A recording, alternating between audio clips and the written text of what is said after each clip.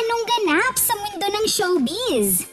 Umingay ngayon sa social media ang balitang nagkaroon umano ng tensyon sa pagitan ni John Lloyd Cruz at Robbie Domingo sa wedding reception ni Zanjo Marudo at Ria Atayde noong December 23. Ayon sa isiniwalat ni Ogie Diaz sa kanyang vlog kasama sina Mama Loy at iba pang co-hosts, muntik na raw itong mauwi sa konfrontasyon pero hindi naman nauwi sa pisikalan.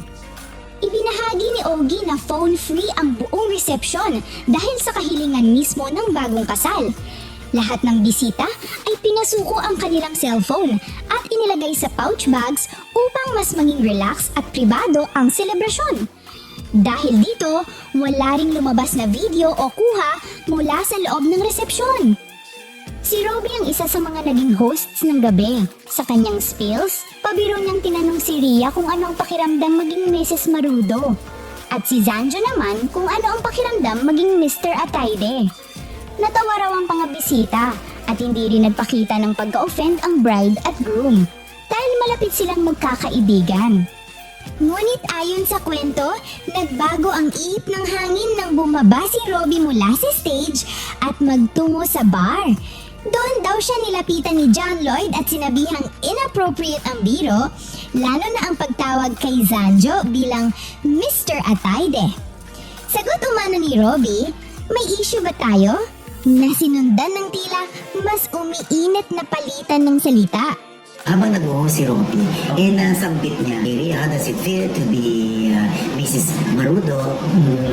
And si Zanjo naman, how does it feel to be Mr. Atayde? Siyempre, mga magkakaibigan sila, so tawanan. Sabi raw ni John Lloyd, mali yung sinasabi mo ha, napaka inappropriate yung sinabi mo. Okay lang ba sa'yo na tawagin Mr. Atayde? Sabi ni Robbie daw, may issue ba tayo?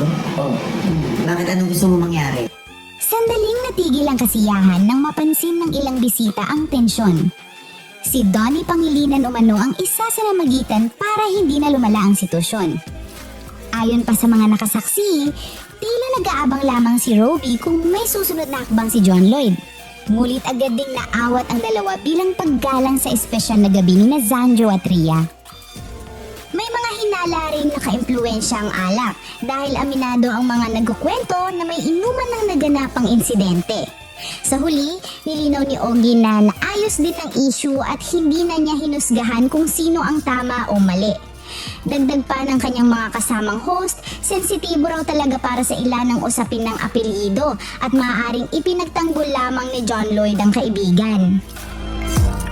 Ang tanong, simpleng biruan lang ba ito na pinalala ng alak at emosyon o may mas malalim na dahilan kung bakit naging sensitibo si John Lloyd sa nasabing biro?